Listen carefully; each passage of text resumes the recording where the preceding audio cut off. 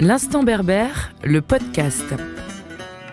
Cette semaine, on prend la direction de l'Algérie et plus précisément de Tizi Ouzou pour découvrir Isoran Création KS. KS, ce sont les initiales de Kamel et Sonia, deux artisans bijoutiers passionnés, passionnants et deux parcours qu'ils ont eu la gentillesse de me raconter.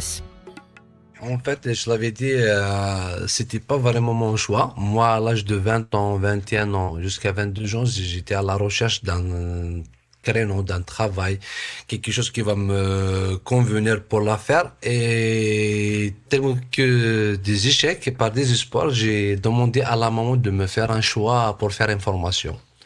Elle m'a orienté vers la bijouterie.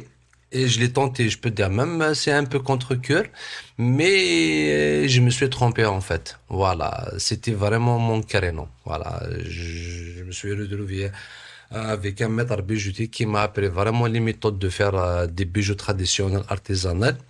Voilà, j'ai travaillé un petit peu à mon compte dans les bijoux traditionnels jusqu'au jour on se rencontre avec Sonia. Et voilà, elle a pris le métier chez moi au niveau de la base, au niveau de technique, jusqu'au jour qu'on a créé Isoran. Voilà. Donc moi, c'est une reconversion. À la base, j'ai été styliste, modéliste de formation. Ça n'a pas fonctionné pour moi. J'ai pas réussi à percer dans ce domaine. Et comme je voulais rester dans un domaine créatif, voilà, c'est pas quelque chose dont je peux me passer. C'est créer, c'est un peu comme respirer. Donc par plusieurs petits hasards, j'ai atterri à Tizi Ouzou et j'ai demandé à Kamel de me réaliser des bijoux. Donc moi, je ne présentais que des dessins à la base. Et puis, ça a vite trouvé ses limites de dessiner des choses dont on ne maîtrise pas la fabrication. Et il m'a dit, il faudrait que tu apprennes le métier pour voilà, savoir ce qu'il y a derrière un simple dessin. Voilà. Des parcours atypiques, inattendus et qui pourtant se ressemblent. Pour Sonia, c'est très clair, le destin y est pour quelque chose. Moi, je ne crois pas au hasard. Quand je prends du recul sur ces dernières années, sur ce qui m'a amenée ici, moi, je n'y vois que des signes. Donc, je pense que finalement, c'était mon destin, le sien aussi. Ouais. Et c'était notre destin de nous rencontrer et puis de fabriquer des bijoux ensemble et de créer... de créer un style voilà, qui n'a jamais existé, ni ici, ni ailleurs. Et justement, le style Isoran, c'est quoi ? Sonia a bien voulu répondre à cette question. Alors, on fabrique des bijoux en argent, selon les techniques de fabrication ancestrales, traditionnelles de la bijouterie kabyle. Donc, c'est un style très particulier. C'est un savoir-faire particulier qui est vraiment endémique de la région, qui n'existe qu'en Kabylie. Par contre, le design est totalement différent du bijou traditionnel kabyle. Donc, on s'inspire du patrimoine amazigh en général. Donc, on va reprendre les tatouages. Ça peut être aussi inspiré de la faune et de la flore locale, comme les abeilles, les salamandres, l'olivier, le cactus. Et on fait un joyeux mix de tout ça. Et on essaie de concevoir des bijoux qui soient à la fois légers, parce que les bijoux kabyles sont lourds, c'est plutôt des bijoux cérémoniaux.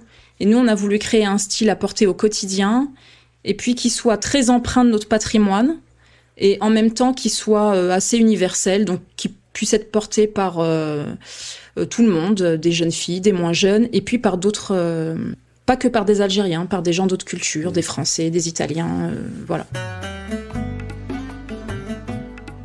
Une des particularités des bijoux d'Isoran Création, c'est de créer un pont entre les cultures, lier la culture amazigh à d'autres, mais avec toujours, pour Sonia et Kamel, un objectif en tête, valoriser leur patrimoine. On aime bien à la fois trouver les points communs, les similitudes esthétiques et symboliques entre notre culture et les autres. Par exemple, on a des modèles qui s'inspirent des cultures sud-américaines. Et puis on aime bien aussi, des fois, aller puiser dans d'autres cultures qui sont différentes de la nôtre. Et ça crée un mix esthétique intéressant. Donc oui, vraiment notre socle, c'est notre patrimoine. On y est très attaché. C'est vraiment, c'est les racines. Hein. D'ailleurs, c'est le nom de notre marque. Isoran, ça veut dire racine en amazigh. Mais on s'empêche pas d'aller puiser dans d'autres racines, d'être très ouvert. C'est le propre de l'art et de la création en général. Pourquoi pas on pense pas à l'exportation de notre produit avec notre culture avec. En fait, c'est le but, d'avoir des points de vente un peu partout dans le monde, de faire connaître notre culture, notre patrimoine sur l'angle de modernité, quoi. Et pour finir, j'ai voulu demander à Sonia et Kamel une inspiration culturelle. Et ils ont choisi de nous parler d'une des plus grandes voix de la culture berbère, Idir. Il a dépassé nos frontières et c'est pour ça qu'on l'a choisi parce que à la fois il a une aura internationale, il avait, paix à son âme, mais bon, on le cite au présent parce que son œuvre elle est toujours d'actualité, donc ouais. Il a une aura, son art a une aura internationale. Pour moi, c'est à la fois la mise en valeur du patrimoine amazigh et en même temps il est rassembleur, il est universaliste, il fait le pont entre les cultures. Il fait fusionner les styles et tout. Et je pense que modestement, c'est ce qu'on essaie de faire dans notre travail aussi. C'est un petit peu notre ligne directrice. Donc c'est un artiste qui nous touche, qui nous parle. Si vous souhaitez découvrir les créations de Sonia et Kamel, rendez-vous sur leur page Instagram Isoran Création ou chez l'Instant Berbère. Merci à eux de m'avoir accordé leur temps pour répondre à mes questions. Nous, on se retrouve le mois prochain pour un nouvel épisode. L'Instant Berbère, le podcast, c'est terminé pour aujourd'hui. N'hésitez pas à vous abonner au podcast sur vos plateformes préférées. À très vite.